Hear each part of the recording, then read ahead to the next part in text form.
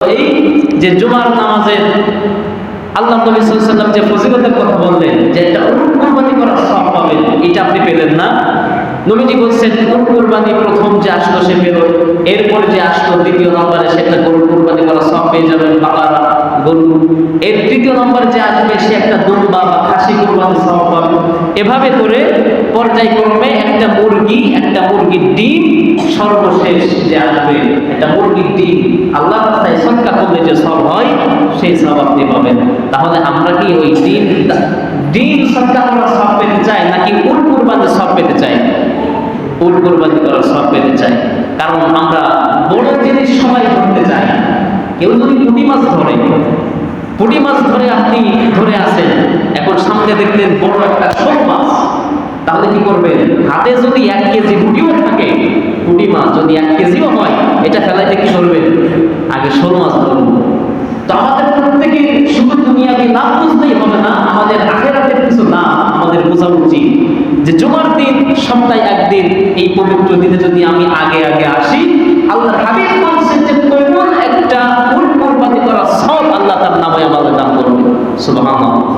আর যদি মনে করলাম যে জুমার দিন এখন অনেক সময় আছে, 30-35-এ নামাজ হয়, 2-4-5 মিনিট আগে গেলেই সারে, এই মনে করে যদি হেলাই খেলাই দৌড়তে আসি, তাহলে এই দুনিয়াবি লাভ আমরা বুঝলাম কিন্তু আখিরাতের লাভ আমরা বুঝলাম না, বড় একটা বোকামির পরিচয় দিলাম।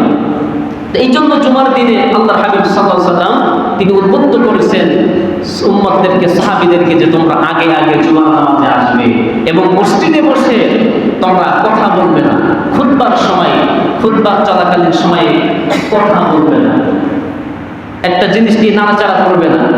যখন আরবি খুতবা হয় অনেকে ওই সময় কথা বলে, মোবাইল টেপে এদিক সেদিক তাকায়, নড়াচড়া করে, এগুলি করা উচিত নয় যখন সানি খুতবা হয়, আরবিতে যখন খুতবা দেওয়া হয়।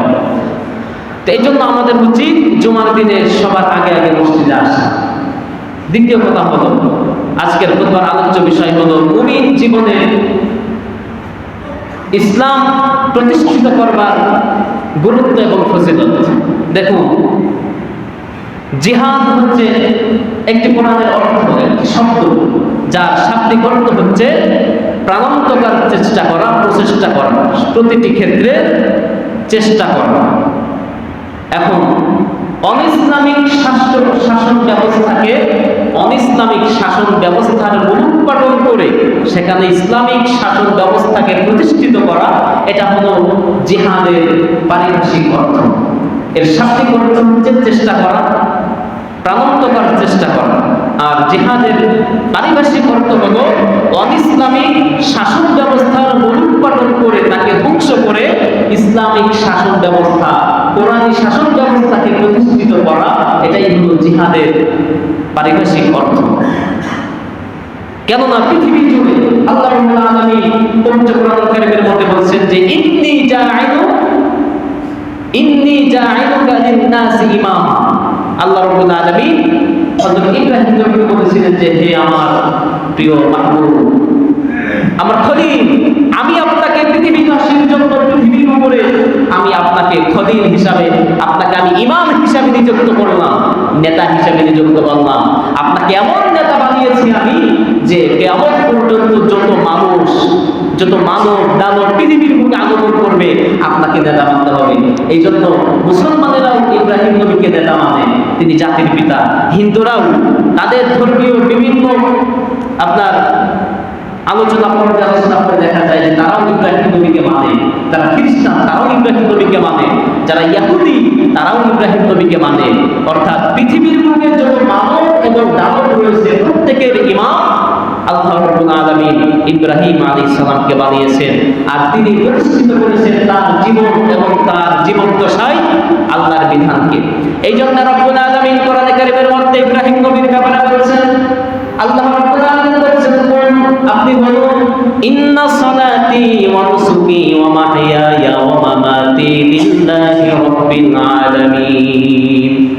যে আমার নামাজ, নিশ্চয় আমার নামাজ, ইন্না সালাতি ওয়া নুসুকি, আমার ত্যাগ, আমার কুরবানি, আমার বেঁচে থাকা, আমার মরে যাওয়া, আমার সংগ্রাম, আমার ইবাদত, প্রতিটি সবকিছুই একমাত্র বিশ্ব জগতের প্রতি প্রতিপালক আল্লাহ রাব্বুল আলামিনের জন্যই নিবেদিত। মুআজ্জাজ মুহতারাম, তো এই জন্য মুমিন জীবনের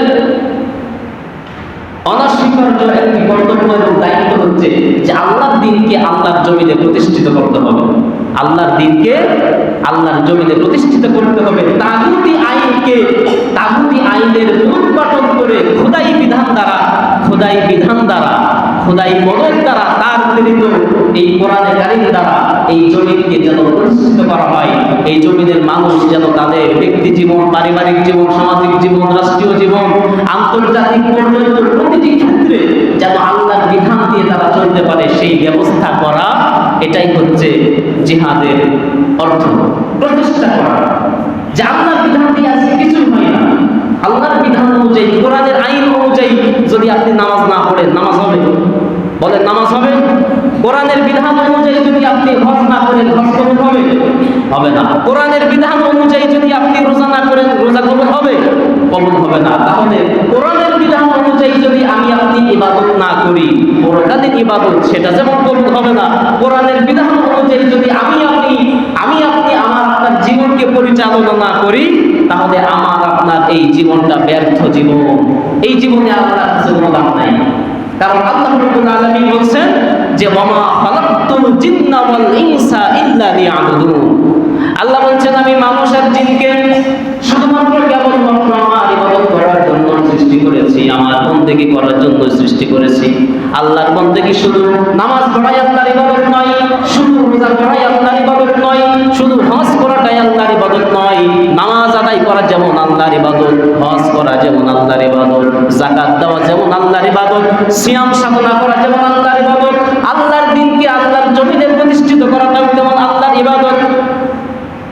নামাজ পড়লেন কিন্তু আল্লাহর দ্বীনকে প্রতিষ্ঠিত করলেন না, তাহলে আপনি নামাজের ইবাদত করলেন কিন্তু আল্লাহ পাক বললেন যে আমার কোরআনকে ইনিল হুকমু ইল্লা লিল্লাহ, হুকুম চলবে কার? আল্লাহ রাব্বুল আলামিনের। আল্লাহ বলছেন যে ইনিল হুকমু ইল্লা লিল্লাহ, আমার আল্লাহ তা'বুদু ইল্লা ইয়া। আল্লাহ বলছেন যে হুকুম চলবে কেবলমাত্র আমার। তোমার ব্যক্তি জীবনে হুকুম চলবে আমার, সামাজিক পর্যায়ে হুকুম চলবে আমার, রাষ্ট্রীয় পর্যায়ে হুকুম চলবে আমার। কিন্তু আমরা কি করছি? মাথায় টুপি, মুখে দাড়ি, গায়ে লম্বা জুব্বা, আবার দাড়িতে মেহেদি করা, সব কিছু ঠিক আছে, কিন্তু আল্লাহর আইন সমাজে বাস্তবায়িত হলো এইটা আমরা চাই না। অনেকে চাইলেও এর পেছনে আমাদের কোনো অবদান নাই। অনেকে চায় যে আল্লাহর বিধান দ্বারা পৃথিবী চলুক, দেশ চলুক, কিন্তু কোনো প্রচেষ্টা নাই, কোনো মুজাহাদা নাই, কোনো চিন্তা নাই, ফিকির নাই। তাহলে এই চিন্তা ফিকিরের আপনি না করার কারণে আপনার ওই দিনদারিত্বের আল্লাহর কাছে কোনো মূল্য নাই। দেখুন আল্লাহ রাব্বুল আলামিন বলেছেন ওমা লাকুম লা তুকাতিলুনা ফি সাবিলিল্লাহি। আল্লাহ পাক বলেছেন হে ঈমানদারেরা, হে দুনিয়াবাসীরা, হে মুসলমানেরা, ওমা লাকুম তোমাদের কি হলো, লা তুকাতিলুনাকুম ফি সাবিলিল্লাহ, তোমাদের কি হলো যে তোমরা আমি আল্লাহর রাস্তায় জিহাদ করছো না, আমার দ্বীনকে প্রতিষ্ঠিত করবার জন্য তোমরা লড়াই করছো না, সংগ্রাম করছো না, আমার বিধান দ্বারা পৃথিবী চলুক, আমার হুকুম প্রতিষ্ঠিত হোক, এই জন্য তোমরা লড়াই করছো না। কেন? তোমাদের কি হলো? ওয়াল মুস্তাদআফিনা মিনার রিজালি ওয়ান নিসাই ওয়াল উলদান। আল্লাহ বলেন এমন অনেক পুরুষ রয়েছে, অনেক নারী রয়েছে, অনেক আবাল বৃদ্ধ বনিতা রয়েছে, অনেক শিশু বাচ্চারা রয়েছে, তারা চিৎকার করতেছে, আহাজারি করতেছে যে হাই মিনার রিজালি ওয়ান নিসাই ওয়াল উলদান আল্লাযীনা ইয়াকুলুনা রাব্বানা আখরিজনা। আজকে ফিলিস্তিনের দিকে তাকিয়ে দেখেন, ফিলিস্তিনের নারী, ফিলিস্তিনের আবাল বৃদ্ধ বনিতা, সেখানে আহাজারি চলছে, সেখানে হাজারি চলছে। তারা বলছে রব্বানা আখরিজনা মিন হাযিহিল ক্বরিয়াতিজ যালিমিহা। তার আল্লাহর কাছে ফরিয়াদ করে বলছে আল্লাহ আপনি আমাদেরকে এই জালেমের সম্প্রদায় থেকে, এই জালেমের এলাকা থেকে, তাদের কবল থেকে আপনি আমাদেরকে রক্ষা করুন, বাঁচান। আমাদের জন্য একজন অভিভাবক, একজন নেতা, একজন ইমাম আমাদের জন্য আপনি নির্ধারণ করুন, যারা আমাদেরকে এই জালেমের অত্যাচার থেকে রক্ষা করতে পারে, বাঁচাতে পারে। আজকে ফিলিস্তিনের এই অবস্থা, কাশ্মীর, সেখানে মুসলমানরা মসজিদের মধ্যে নামাজে আসছে, নামাজ পড়তেছে, আর ভারতের এই কাফের সেনাবাহিনী, পুলিশ, তারা মুসলমানদেরকে গুলি করে মসজিদের মধ্যে হত্যা করতেছে। কাশ্মীরের অবস্থা এই যে নারীদেরকে তারা জোরপূর্বক তাদের ইজ্জতকে হরণ করতেছে, নারীদেরকে তাদের ধর্ম মানতে দিচ্ছে না। মুসলমান মুমিনেরা নামাজ আদায় করবে, মুসলমানদেরকে মসজিদের মধ্যে হত্যা করা হচ্ছে। ফিলিস্তিনের এই অবস্থা, মসজিদের উপরে বোমা বিস্ফোরণ করা হচ্ছে, হাসপাতালে বোমা ফেলা হচ্ছে, মানুষের ঘর বাড়ি জ্বালিয়ে দেওয়া হচ্ছে। তো এইভাবে শুধু কাশ্মীর ফিলিস্তিন নয়, পৃথিবীর সর্বত্রই, পৃথিবীর সব জায়গায় মুসলমানেরা আজকে নির্যাতিত, নিষ্পেষিত। কিন্তু এত নির্যাতিত হওয়ার পরেও আমাদের বিবেক নাড়া দিচ্ছে না। আমরা আমাদের বিবেক আমাদেরকে এই উদ্বুদ্ধ করছে না যে কিভাবে এই জালিম সম্প্রদায়ের থেকে আমরা মুসলমানেরা পরিত্রাণ পেতে পারি। সেই প্রচেষ্টা আমাদেরকে করতে হবে। এটা হচ্ছে ইমানের একটা দায়িত্ব। ইমান শুধু এই নয় যে ইমান আপনাকে শুধু নামাজের কথা বলে। যেই ইমান আপনাকে নামাজে, অনেকে বলেন যে ইমান যখন পরিপূর্ণ হবে, ইমানটাকে মজবুত করে এরপরে আমরা জিহাদের জন্য প্রস্তুতি নিব। আসলে বিষয়টা এমন নয়। এটা হচ্ছে শয়তানের একটা প্ররোচনা যে আপনি ইমানকে শক্ত করে, পাকাপোক্ত করে এরপরে আপনি জিহাদের জন্য প্রস্তুতি নেবেন। আসল বিষয়টা তা নয়। আসল বিষয়টা কি? আল্লাহ রাব্বুল আলামিন মুমিনদেরকে যেভাবে নামাজের জন্য বলেছেন, সেভাবে মুমিনদেরকে তিনি রোজার কথা বলেছেন। ঠিক একইভাবে মুমিনদেরকে তিনি হজ করার জন্য বলেছেন। তো যেই ঈমান দিয়ে নামাজ আদায় করা যায়, যেই ঈমান দিয়ে হজ করা যায়, যেই ঈমান দিয়ে রোজা করা যায়, সেই ঈমান দিয়ে আল্লাহর রাস্তায় জিহাদও করা যায়। ঠিক কি না? যে ঈমান দিয়ে আপনি নামাজ পড়তে পারলেন, ওই ঈমান দিয়ে যদি আল্লাহর রাস্তায় জিহাদ করতে না পারেন, মনে করেন এই ঈমান আপনার ঈমান নয়। যেই ঈমান দিয়ে আপনি এত কষ্ট করে 17 ঘন্টা রোজা করতে পারেন, 16 ঘন্টা রোজা করতে পারেন, সেই ঈমান দিয়ে যদি আপনি জিহাদের জন্য প্রস্তুতি না নিতে পারেন, তাহলে এই ঈমান আপনার ঈমান নয়। যে ঈমান দিয়ে 7 লক্ষ টাকা খরচ করে আপনি পবিত্র কাবা ঘরের হজ করতে পারেন, সেই ঈমান দিয়ে যদি আপনি যুদ্ধের জন্য চিন্তা ফিকির না করেন, জিহাদের জন্য প্রস্তুতি গ্রহণ না করেন, এই ঈমান আপনার ঈমান নয়। আমরা সব করতে রাজি, 7 লাখ, 8 লাখ, 10 লাখ টাকা খরচ করে হজ করি, কিন্তু জিহাদের কোনো চেতনা আমাদের মধ্যে আমরা লালন করি না। আল্লাহর দ্বীনকে প্রতিষ্ঠিত করতে হবে এই জমিনে, আল্লাহর জমিনে আল্লাহর দ্বীন প্রতিষ্ঠিত হোক, জিন্দা হোক, এই চিন্তা আমাদের মধ্যে কাজ করে না। তাহলে এই যে হজ, এই যাকাত, এই নামাজ, এই রোজা আমাদের জন্য কোনো ফল হয়ে আসবে। আল্লাহ রাব্বুল আলামিন কোরআন কারীমের মধ্যে বলছেন, আল্লাহ রাব্বুল আলামিন বলছেন, বান্দারে শোনো, আম হাসিবতুম আন তাদখুলুল জান্নাতা ওয়া লাম্মা ইয়াতিকুম মাসালুল লাযীনা খালাউ মিন ক্বাবলিকুম মাসাতুহুমুল বাসাউ ওয়াদ-দাররাউ ওয়া যুলজিলু হাত্তা ইয়াকুলার রাসূল। আল্লাহ বলেন, আম হাসিবতুম আন তাদখুলুল জান্নাহ, ও মুমিন বান্দারা, ও মুসলমানেরা, ও হাজী সাহেবেরা, ও রোজাদারেরা, ও যাকাত দেওয়ালারা, ও মুসল্লিরা, সবাইকে আল্লাহ পাক দেখে বলছেন, আম হাসিবতুম, তোমরা কি এইটা মনে করো নাকি, তোমরা কি এইটা ধারণা করো নাকি, আন তাদখুলুল জান্নাহ, যে শুধু হজ করেই জান্নাতে চলে যাবে, শুধু নামাজ আদায় করলে জান্নাতে চলে যাবে, শুধু যাকাত দিলে বছরে একবার জান্নাতে চলে যাবে, বছরে 12 মাসে 1 মাস রোজা করলে জান্নাতে চলে যাবে? না না, এত সহজে তোমাদেরকে জান্নাত দেওয়া হবে না। শুধু নামাজ পড়ে রোজা করে জান্নাত পাওয়া যায় না। আল্লাহ রাব্বুল আলামিন বলছেন, ওয়ালাম্মা ইয়াতিকুম মাসালুল লাযীনা খালাউ মিন ক্বাবলিকুম, শুধু নামাজ রোজা হজ যাকাত দিয়ে তোমরা জান্নাত কিনতে পারবে না। আল্লাহ বললেন, এমন পরিস্থিতির সম্মুখীন তোমাদেরকে হতে হবে যেমন পরিস্থিতির মোকাবেলা করেছেন তোমাদের পূর্বপুরুষ, তোমাদের নবী রাসূলগণ।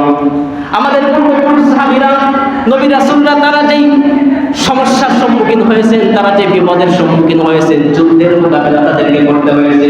ওই মোকাবেলা যতক্ষণ পর্যন্ত তোমরা না করবে, ততক্ষণ পর্যন্ত তোমরা জান্নাতবাসী হতে পারবে না। আমরা মনে করি নামাজ পড়ি, এতদিন ধরে নামাজ পড়তেছি, যাকাতে সব করি, আমাকে জান্নাতে যেতে ঠেকায়। অথচ আল্লাহ বলছেন যে সাহাবীরা যেভাবে কষ্ট করেছেন, দ্বীনের জন্য মুজাহাদা করেছেন, নবীরা পর্যন্ত তারা কি বলতো, মাসাতুহুমুল বাসাউ ওয়াদ-দাররাউ ওয়া যুলজিলু হাত্তা ইয়াকুলার রাসূল। আল্লাহ বলছেন যে তাদেরকে কষ্ট এমন ভাবে পাকড়াও করত, কষ্ট তাদেরকে এমন ভাবে পাকড়াও করত, শয়তানি গোষ্ঠী, শয়তানেরা, কাফের মুশরিকরা মুসলমানদেরকে এমন ভাবে নির্যাতন করত, পাকড়াও করত, যে তারা এক পর্যায়ে তারা বলতো কি, মাতা রাসূলুল্লাহ, যে আল্লাহর সাহায্য কখন আসবে? এখন ফিলিস্তিনের যে অবস্থা, ফিলিস্তিনের মুসলমানেরা এখন কি করছে?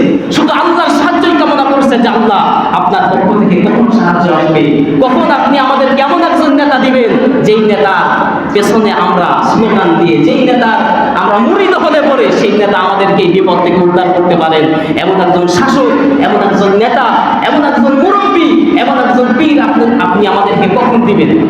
এই চিন্তায় তারা বিভোর। তারা শুধু আল্লাহকে ডাকতেছে, আল্লাহ এই বিপদ থেকে আপনি আমাদেরকে উদ্ধার করেন।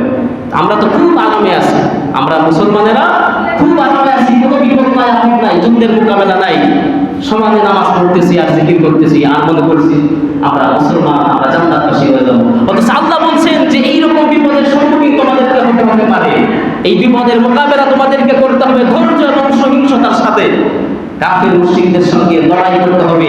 আল্লাহ রাব্বুল আলামিন বলেছেন, ওয়াকাতিলু ফি সাবিলিল্লাহিল্লাযীনা ইউকাতিলুনাকুম ওয়া লা তা'তাদু। আল্লাহ বলছেন, মুমিন বান্দারা তোমরা কাফির মুশরিকদের সঙ্গে যুদ্ধ করো, জিহাদ করো, তাদের সঙ্গে যুদ্ধ করো যারা তোমাদের সঙ্গে যুদ্ধ করে লড়াই করে। এখন জিহাদের কথা আল্লাহ পাক বলছেন যে তার মানে তো এই না যে রাস্তাঘাটে আপনি একটা হিন্দু পেলেন, বিধর্মী পেলেন আর তাকে আপনি জবাই করে দিলেন, এমনটি নয়। আল্লাহ বলছেন যে যেই ব্যক্তি বা যারা তোমাদের সঙ্গে লড়াই করে জিহাদ করে তাদের সঙ্গে তোমরাও লড়াই করো, জিহাদ করো। ওয়ালা তা'তাদু, কিন্তু খবরদার সীমালঙ্ঘন করিও না, সীমালঙ্ঘন করো না। যে তোমাদেরকে কিছু করে না, যেই হিন্দু বা যেই বিধর্মীরা তোমাদের কোনো ক্ষতি করে না, তাদেরকে তোমরা কোনো ক্ষতি করতে যেও না। কিন্তু যারা তোমাদের উপর আক্রমণ করে তাদের উপরে তোমরা আক্রমণ করো, তোমরাও তাদের সঙ্গে যুদ্ধ করো, জিহাদ করো। প্রিয় মুসলমান ভাইরা, দেখুন যুদ্ধ, জিহাদ মানেই আমরা মনে করি যে শুধু মারো কাটবো, এইটা না। আসলে জিহাদ মানেই শুধু কাটাছেঁড়া, বোমা ফেলানো, এটা নয়। জিহাদ মানে হলো চেষ্টা করা, প্রাণান্তকর চেষ্টা করা। এখন আমরা আমাদের বাংলাদেশের মুসলমান, আমাদের তো এরকম এখনো পরিস্থিতি আসে নাই যে আমরা যুদ্ধ করব, আমরা হত্যা করব, কিতাল করব। কিতাল হচ্ছে যুদ্ধ করা, মানে হত্যা করা, এটা হচ্ছে কিতাল, যে বিধর্মীদেরকে হত্যা করা। আরেকটা হলো জিহাদ, যার অর্থ হলো প্রাণান্তকর চেষ্টা করা। তবে আমরা যে মুসলমান, বাংলাদেশের যে মুসলমান, আমাদের উচিত হলো জিহাদ করা, অর্থাৎ প্রাণান্তকর চেষ্টা করা যে আল্লাহর জমিনে আল্লাহর দ্বীন প্রতিষ্ঠিত হোক। আপনি এমন কোনো দল করবেন না যেই দল আল্লাহর জমিনে আল্লাহর দ্বীন প্রতিষ্ঠিত হোক এর বিরোধিতা করেন, এরকম দল আপনি করতে পারেন না। যদি করেন তাহলে আপনি মুসলমান, কিন্তু আপনি মুনাফিক মুসলমান। কারণ আপনার নেতা, আপনার লিডারেরা, তাদের চিন্তাধারা এবং তাদের আদর্শই হলো ইসলামের পরিপন্থী আদর্শ। ইসলাম কিভাবে দেশ থেকে বিতাড়িত করা যায়, এই মৌলবাদ কিভাবে ধ্বংস করা যায়, তাদেরকে কিভাবে ওই পাকিস্তানে পাঠিয়ে দেওয়া যায়, এই চিন্তাধারাই হচ্ছে তাদের চিন্তাধারা। তো এইরকম দল যদি আপনি করেন তাহলে আপনি মুসলমান, কিন্তু আপনি মুনাফিক মুসলমান। কাজে এইরকম দল আপনাকে করতে হবে, এইরকম পীরের মুরিদ আপনাকে হতে হবে যাদের চিন্তাধারা হলো যে আল্লাহর জমিনে আল্লাহর দ্বীন প্রতিষ্ঠিত হোক। এই চিন্তাধারা যারা লালন করে তাদের সঙ্গে সঙ্গ দিবেন। আর যদি আপনি ওদের সঙ্গে সঙ্গ দেন তাহলে আপনি মুসলমান, মুনাফিক মুসলমান। দেখেন আল্লাহ রাব্বুল আলামিন সহজভাবে জান্নাতে যাওয়ার একটা রাস্তা বাদ দিয়ে দিচ্ছেন। আল্লাহ রাব্বুল আলামিন বলছেন সূরা বাইয়িনার মধ্যে বলছেন, ইয়া আইয়ুহাল্লাযীনা আমানু হাল আদুল্লুকুম আলা তিজারাতিন তুনজিকুম মিন আযাবিন আলীম। আল্লাহ পাক মুমিনদেরকে বলছেন, ও ঈমানদারগণ, আল্লাহ পাক মুমিনদেরকে বলছেন, ইয়া আইয়ুহাল্লাযীনা আমানু, হে ঈমানদারগণ, হাল আদুল্লুকুম, আমি কি তোমাদেরকে বলবো না, এমন একটা রাস্তার কথা বলবো না, এমন একটা ব্যবসার কথা বলবো না। হাল আদুল্লুকুম আলা তিজারাতিন, তিজারাত মানে ব্যবসা, ব্যবসা মানে যেই এমন একটি ব্যবসা আমরা সবাই বুঝি যে ব্যবসায় লাভও আছে, লসও আছে, কিন্তু আল্লাহ পাক বলছেন যে তিজারাতাল লান তাবুর, অন্য আয়াতে আসছে যে এমন একটা ব্যবসা আমি তোমাদেরকে শিখিয়ে দিচ্ছি যেই ব্যবসায় কোনো লসের কোনো চিন্তা নাই, লসের কোনো ভয় নাই। তিজারাতান এমন একটি ব্যবসা, লান তাবুর, কখনো সেই ব্যবসায় তোমরা ক্ষতিগ্রস্ত হবে না, লস হবে না। সেই ব্যবসাটি কি? ব্যবসা হলো হাল আদুল্লুকুম আলা তিজারাতিন তুনজিকুম মিন আযাবিন আলীম। ঈমানদারদেরকে আল্লাহ পাক ডেকে বলছেন, নামাজীদেরকে ডেকে বলছেন, মুসল্লিদেরকে ডেকে বলছেন, রোজাদারদেরকে ডেকে বলছেন, ও ঈমানদারগণ, তোমাদেরকে এমন একটা ব্যবসার কথা কি বলবো না যেই ব্যবসা করলে পরে তোমরা তুনজিকুম মিন আযাবিন আলীম, যন্ত্রণাদায়ক শাস্তি থেকে তোমরা রক্ষা পাবে এই ব্যবসাটা করলে। তাহলে এমন একটা ব্যবসা যেই ব্যবসা করলে পরে মুমিন বান্দারা আযাব থেকে মুক্তি পাবে, অর্থাৎ জাহান্নাম থেকে বাঁচবে। এইরকম একটা ব্যবসা আমাদের প্রত্যেকের করা দরকার, আছে না নাই? একটু কথা বলেন, এরকম ব্যবসা করার দরকার আছে না নাই? এখন আল্লাহ পাক বলছেন এই ব্যবসার মূলধন হলো তিনটি। কয়টি? ব্যবসার জন্য কিছু মূলধন থাকা লাগে না? একটা দোকান থাকা লাগে, একটু মেধা শক্তি থাকা লাগে, একেবারে মোটা আবা আবা। একে যদি আপনি লাখ টাকা দিয়ে কোটি টাকা দিয়ে ব্যবসায় বসাই দেন, দেখবেন মাস যেতে না যেতেই ওর ব্যবসার দোকানের সামনে 3-4টা লাল বাতি জ্বলবে, ঠিক কিনা? যে কিছুই বোঝেন। তো ব্যবসার জন্য কিছু মূলধন থাকা চাই। তো আল্লাহ পাক বলছেন এই ব্যবসার মূলধন হলো তিনটি। কয়টি? এক নাম্বার হলো তুমিনুনা বিল্লাহ। এক নাম্বার মূলধন হলো তোমাদের ঈমান আনতে হবে আমি আল্লাহর উপরে। সব কাজে সব জায়গায় আমি আল্লাহর উপরে তাওয়াক্কুল করতে হবে, ভরসা করতে হবে। ফাতাওয়াক্কালু আলাল্লাহি ইন কুনতুম মুমিনিন। আল্লাহ বলছেন যদি তোমরা মুমিন হও, যদি তোমরা নিজেদেরকে মুমিন হিসাবে পরিচয় দিতে চাও, তাহলে সব কাজে সব জায়গায় আমি আল্লাহর উপরে ভরসা করো। ফাতাওয়াক্কালু আলাল্লাহ, আল্লাহর উপরে সব জায়গায় ভরসা করতে হবে। ইন কুনতুম মুমিনিন, যদি মুমিন হও। তাহলে আমরা সবাই মুমিন না? আমরা যারা আসছি সবাই ইমানদার কি না? আমরা কি ইমানদার নাকি কাফের? আমরা ইমানদার। তাহলে আল্লাহ বললেন তিনটি মূলধনের ব্যবসা, এমন একটা ব্যবসা যে ব্যবসায় তিনটি মূলধন লাগবে। এক নাম্বার হচ্ছে আল্লাহর উপরে ঈমান। তাহলে আমাদের এই একটা মূলধন আছে তো সবার? একটা সবার মধ্যেই আছে যে আমরা ইমানদার। দ্বিতীয় নম্বরে রব্বুল আলামিন বললেন তুমিনুনা বিল্লাহি ওয়া রাসূলিহি। শুধু আমার উপরে ঈমান আনলে হবে না, আমি যাকে রাসূল হিসেবে পাঠিয়েছি, যাকে মহৎ পুরুষ হিসেবে তোমাদের কাছে পাঠিয়েছি, ওই মুহাম্মদ সাল্লাল্লাহু আলাইহি ওয়াসাল্লামের উপরে পূর্ণ বিশ্বাস রাখতে হবে। তার উপরে যেমন বিশ্বাস রাখতে হবে, তেমনি তাকে মহব্বত করতে হবে। আতিউল্লাহ ওয়া আতিউর রাসূল। তোমরা আমি আল্লাহর অনুসরণ করবে, আমি আল্লাহর আনুগত্য করবে এবং আমার রাসূলের অনুগত্য করতে হবে। আল্লাহর বিধান যেভাবে মানতে হবে, আল্লাহর রাসূলের বিধান তেমন মানার দরকার আছে না নাই?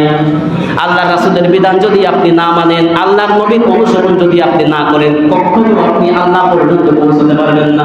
অনেকে বলেন যে পীর ধরতে হবে, পীর না ধরলে, যার পীর নাই তার পীর হলো শয়তান। এটা একটা ভুয়া কথা। পীর ধরলে আপনি রাসূল পাবেন, আর রাসূল ধরলে আপনি আল্লাহ পাবেন। এটা একটা মিথ্যা কথা, ভুয়া কথা। রাসূল ধরলে আল্লাহ পাবেন, কিন্তু পীর না ধরলে আপনি আল্লাহ পাবেন না, এমনকি নয়। তবে হ্যাঁ, পীর হচ্ছে ওস্তাদ, শিক্ষক। পীরের কাছে আপনি যেতে পারেন, পীরকে আপনি শিক্ষক হিসাবে নিতে পারেন, কিন্তু পীর আপনাকে জান্নাত পাইয়ে দিবে, পীর আপনাকে সুপারিশ করে আল্লাহর জান্নাতে নিয়ে যাবে, এরকমটা কোনো কোরআন হাদিসে কোথাও বলা হয় নাই। এবং হক্কানি যারা পীর মাসায়েখ, তারাও এই ধরনের ভ্রান্ত কথা প্রচার করেন না। যারা হক্কানি পীর, তারা এরকম মিথ্যা কথা বলেন না, ধোঁকাবাজি কথা বলেন না। তো পীর আপনি ধরতে পারেন কিভাবে? যে পীর হচ্ছেন আপনার উস্তাদ, আপনার শিক্ষক। আপনি তার কাছে গেলে সে আপনাকে জিকির শেখালো, জিহাদ শেখালো, সালাত শেখালো, আপনাকে ইসলাহে নফস এই সবক আপনাকে দিল। এটা আপনি করতে পারেন, এটা করা জায়েজ আছে, এতে কোনো সমস্যা নাই। কিন্তু ভণ্ড পীর থেকে আমাদেরকে সাবধান হওয়া দরকার।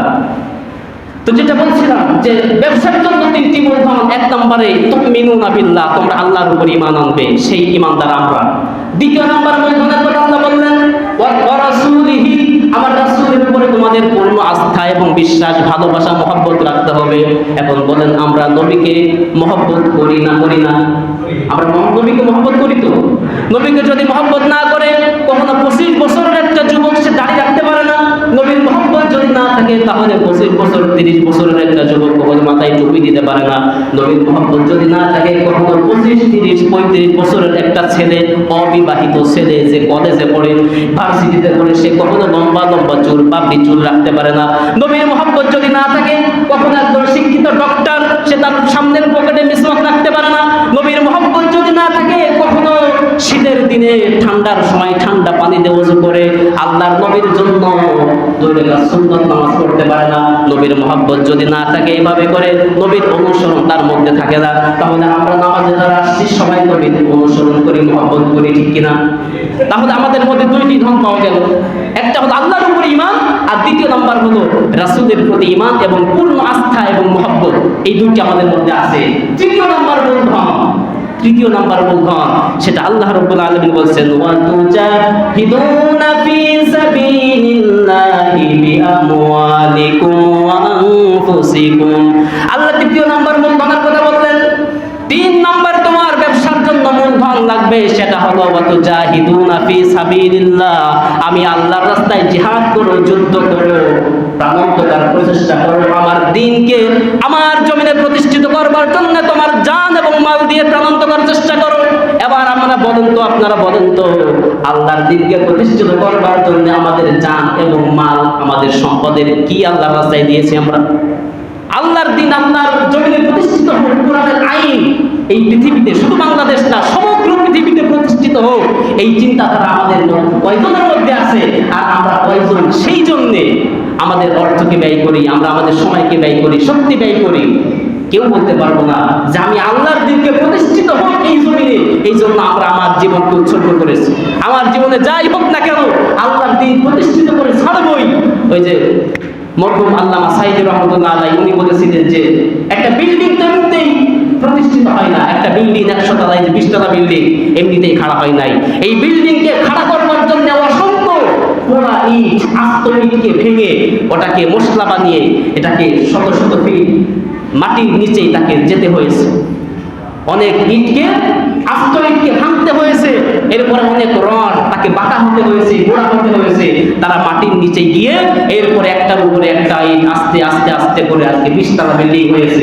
তো একটা বিল্ডিং যেমন তার নিচেই অনেককে যেতে হয়েছে, ঠিক অনুরূপভাবে আল্লাহর দ্বীনকে প্রতিষ্ঠিত করতে গেলেও অনেক প্রাণকে, তাজা প্রাণকে দ্বীনের জন্য কোরবানি হতে হবে, তাদের বুকের তাজা রক্তকে রাজপথে ঢেলে দিতে হবে। এরপরে একদিন দেখা যাবে আস্তে আস্তে করে আল্লাহর দ্বীন আল্লাহর জমিনে প্রতিষ্ঠিত হয়ে যাবে। সুবহানাল্লাহ। এই জন্য প্রিয় মুহতারাম, তাহলে 3টি মূলধনের কথা আল্লাহ পাক বললেন। একটা হলো আল্লাহর উপরে ঈমান, আমরা এনেছি ঈমান। দ্বিতীয় নম্বর হলো আল্লাহ রাসূলের প্রতি ঈমান এবং পূর্ণ মহব্বত, আস্থা, ভালোবাসা, সেটাও আমাদের মধ্যে কম বেশি আছে। কিন্তু নাম্বার 3 আল্লাহ বললেন ওয়াতুজাহিদুনা ফি সাবিলিল্লাহি বিআমওয়ালিকুম ওয়া আনফুসিকুম, যে আমার রাস্তায় জিহাদ করে তোমার জান দিয়ে এবং মাল দিয়ে। এইদিকে আমাদের কোনো খবর নাই। তো 2টা মূলধন আছে আর একটা নাই, কিভাবে আপনি পার হবেন বলেন? কিভাবে আপনি পার হবেন? তো এই জন্য আল্লাহর কাছে যদি মুক্তি পেতে হয়, আল্লাহ বলছেন যে তুনজিকুম মিন আযাবিন আলীম, ওই যন্ত্রণাদায়ক শাস্তি থেকে যদি তুমি বাঁচতে চাও, এই 3টা মূলধনের ব্যবসা করে এরপরে এই বিপদ থেকে, এই শাস্তি থেকে তুমি বাঁচতে পারবা, এছাড়া বাঁচার কোনো উপায় নাই। প্রিয় মুহতারাম, আল্লাহ রাব্বুল আলামিন কোরআন কারীমের মধ্যে বলছেন, দেখেন কোরআন কারীমের মধ্যে রাব্বুল আলামিন বলছেন যে বান্দা, যদি তুমি শহীদের ব্যাপারে আল্লাহ বলছেন যে জান্নাতুন তাজরি মিন তাহতিহাল আনহার, এর আগে বলা হচ্ছে ওয়া মাগফিরাতুন ওয়া রাহমা, যারা দ্বীনের জন্য শহীদ হয়, ইসলামের জন্য যারা শহীদ হয়, যুদ্ধে গিয়ে শহীদ হলো, এদের অবস্থা হলো, আল্লাহ বলছেন যে ওয়া মাগফিরাতুন, তাদের উপরে এক নম্বরে আল্লাহর মাগফিরাত থাকে, আল্লাহ ক্ষমা, আল্লাহ তার সব অপরাধকে ক্ষমা করে দেন, শুধুমাত্র একটা অপরাধ ব্যতীত। সেই অপরাধ হলো অন্যের যদি ঋণ থাকে, শহীদ যে ব্যক্তি হলো সে যদি দুনিয়ায় ঋণ হয়ে যায়, ঋণী থাকে, এই ঋণটা আল্লাহ ক্ষমা করেন না, বাকি সব অপরাধ আল্লাহ পাক তার ক্ষমা করে দেন। আর তাহলে আল্লাহর পক্ষ থেকে শহীদ পাই ক্ষমা, ওয়া রাহমা এবং করুণা, দয়া। নাম্বার 3 শহীদের জন্য যে ব্যবস্থা আল্লাহ পাক করেছেন, ওয়া জান্নাতুন তাজরি মিন তাহতিহাল আনহার, এমন জান্নাত যে জান্নাতের তলদেশ দিয়ে আল্লাহ পাক ঝর্ণাধারার ব্যবস্থা করেছেন। মানে এমন কোনো কিছুর অভাব নাই, মানে কোনো কিছুর অভাব থাকবে না, এরকম একটা জান্নাতের ব্যবস্থা আল্লাহ রাব্বুল আলামিন যারা শহীদ হয় তাদের জন্য করেছেন। তো প্রিয় উপস্থিতি, যদি জান্নাত পেতে হয় এবং বিপজ্জনক শাস্তি থেকে যদি আমাকে আপনাকে বাঁচতে হয়, তাহলে এই 3টি মূলধনের ব্যবসা আমাদেরকে চালিয়ে যেতে হবে আমৃত্যু, যতদিন পর্যন্ত মৃত্যু না আসবে। আল্লাহ রাব্বুল আলামিন কোরআন কারীমের মধ্যে বলছেন যে হাত্তা ইয়াতিয়াকাল ইয়াকিন, নবীকে ডেকে বলছেন, হে রাসূল আপনি আমার পথে দাওয়াত দেন, আমার দ্বীনের সংগ্রাম করুন, আমার দ্বীনকে প্রতিষ্ঠিত করুন, দাওয়াত করুন, দাওয়াত দিতে থাকুন। কতক্ষণ পর্যন্ত? হাত্তা ইয়াতিয়াকাল ইয়াকিন, মালাকুল মাউত যতদিন পর্যন্ত আপনার মাথার শিওরে না আসতেছে, ততদিন পর্যন্ত আমার দ্বীনের এই দাওয়াতের কাজ আপনি চালিয়ে যান। সুবহানাল্লাহ। তো নবীকে বলার অর্থ শুধু নবীকেই না, নবীকে বলার অর্থ নবীকে এবং সাহাবীদেরকে, সেই সঙ্গে সমগ্র উম্মতে মুহাম্মাদীকে এই আহ্বান আল্লাহ রাব্বুল আলামিন করেছেন যে মৃত্যু অবধি তোমাদেরকে এই প্রাণোত্তর চেষ্টা করতে হবে। আপনি চাকরি করেন, আপনার সেখানে আপনার চেষ্টা করতে হবে, প্রত্যেকেই নামাজের দাওয়াত দিতে হবে। আপনি ব্যবসা করেন, আপনার ব্যবসায়ী, আপনার দোকানে যারা কর্মচারী আছে প্রত্যেকেই নামাজের দাওয়াত দিবেন, দ্বীনের দাওয়াত দিবেন। দ্বীনের দাওয়াত মানে শুধু নামাজি হলেই সে দ্বীনদার হয়ে গেল এমনটি নয়। অনেক নামাজি আছে, মাথায় টুপি আছে, ব্যবসায় 2 নাম্বারই করে, তো তার মধ্যে তো দিন নাই, ধর্ম নাই। অনেক চাকরিজীবী আছে, খুব ভালো চাকরি বাকরি করেন, সুদ ঘুষের সঙ্গে লেনদেন নাই, কিন্তু তারপরেও তার মধ্যে দিন নাই। বউ পর্দা করে না, মেয়ে পর্দা করে না, অথবা এভাবে করে বিভিন্ন ধরনের দিনের ঘাটতি তার মধ্যে পরিলক্ষিত হয়।